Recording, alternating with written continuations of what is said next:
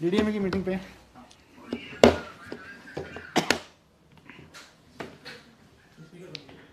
अरे यार रिंकू वो नोट पैड उठा के लाना फटाफट।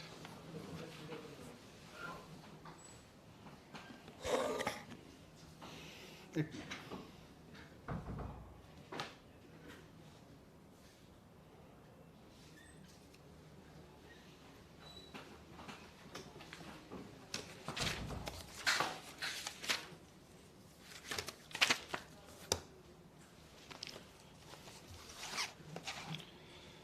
नमस्कार। दिल्ली में और दिल्ली सहित पूरे देश में ओमिक्रॉन जो वायरस है, कोविड का वेरिएंट है, उसका ग्राफ लगातार बढ़ रहा है, उसके केसेस की संख्या लगातार बढ़ रही है। पर अच्छी बात यह है कि इंटरनेशनली जो ट्रेंड अभी तक देखने को मिले, उनसे हमने सबने बहुत कुछ सीखा देश में, और उससे ये भी समझ में आया कि ओमिक्रॉन कैसे बिहेव कर रहा है, उसका कैरेक्टर क्या है। तो इससे नुकसान ज़्यादा नहीं हो रहा। ये वही ट्रेंड शो कर रहा है जैसा ओमिक्रॉन ने दुनिया के और देशों में शो किया है। आज टोटल में देखें तो दिल्ली में इस समय करीब करीब पिछले 8-10 दिन में जो केसेस आए हैं, पॉजिटिव केसेस टोटल इस समय दिल्ली में करीब 11,000 हैं। अब उन 11,000 में से हॉस्पिटल में देखें तो करीब 350 केसेस हैं। उनमें से भी ऑक्सीजन पे देखें तो केवल 124 केस हैं। अब वो 350 में एयरपोर्ट से आए हुए लोग भी हैं, उसमें किसी और वजह से हॉस्पिटल में गए हुए लोग भी हैं, लेकिन अगर ऑक्सीजन पे देखें तो 124 लोग हैं कुल मिला के, और वेंटिलेटर पे देखें तो 7 लोग हैं। तो एक्सपर्ट्स का ये मानना है कि ओमिक्रॉन का अभी तक का जो बिहेवियर है, अभी तक का जो जिन लोगों को ओमिक्रॉन का इन्फेक्शन हो रहा है, उनको बहुत माइल्ड सिम्टम्स हो रहे हैं या नहीं हो रहे हैं और जल्दी ठीक हो जा रहे हैं। लेकिन फिर भी अगर लोगों को कोविड हो रहा है तो खतरा तो है, इसलिए इससे बच के रहना भी ज़रूरी है। और बच के रहने का सबसे बढ़िया तरीका है कि हम पूरी तरह से सेफ्टी रखें, हमेशा मास्क लगाएं बाहर निकले तो, और जब भी भीड़ भाड़ में रहें तो मास्क लगा के रहें। होम आइसोलेशन इसका सबसे बढ़िया सॉल्यूशन है कि अगर किसी को कोविड हो जाता है और कोई सिम्टम नहीं है तो सारे एक्सपर्ट्स का ये मानना है कि होम आइसोलेशन ही रहना चाहिए। हॉस्पिटल केवल तभी जाएं जब आपकी ऑक्सीजन लेवल लगातार डिप हो रही हो या आपको कोई परेशानी हो, तो आज भी एक्सपर्ट्स ने यही बात दोहराई। लेकिन बढ़ते हुए केसेस को देखते हुए सरकार भी इस बात को लेकर चिंतित है कि ये बहुत तेज़ी से ना फैले।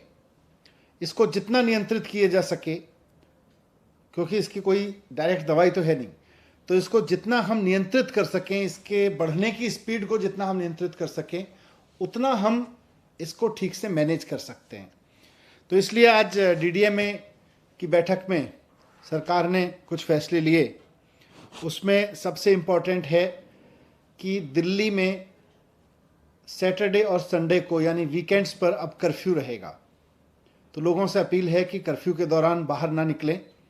बहुत ज़रूरी होने पर हॉस्पिटल या कोई बहुत एसेंशियल ज़रूरत पर ही बाहर निकलें, लेकिन सैटरडे संडे को कर्फ्यू का पालन करें, घर में रहें, वर्क फ्रॉम होम करें या परिवार के साथ बैठें।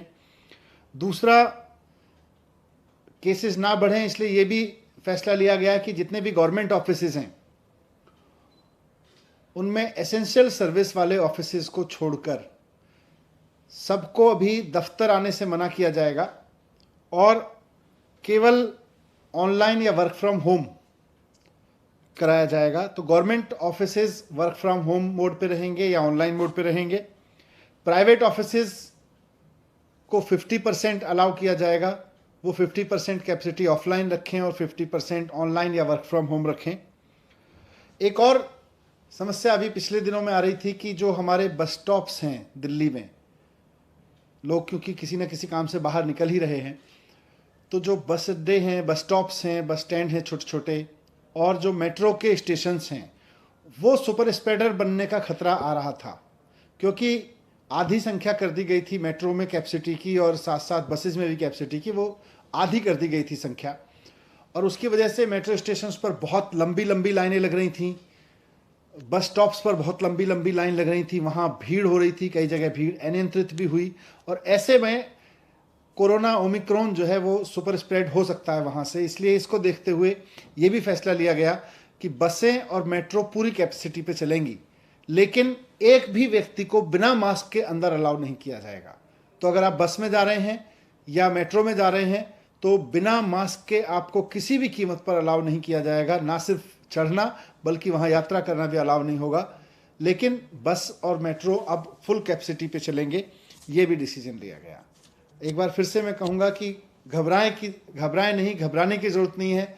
मास्क को एक हथियार बनाएं, साथ साथ बहुत ज़रूरी हो तभी घर से बाहर निकलें, और जब निकलें तो अगर मेट्रो या ट्रेन से बस से जा रहे हैं तो उसमें भी ध्यान रखें कि मास्क लगा के चलेंगे।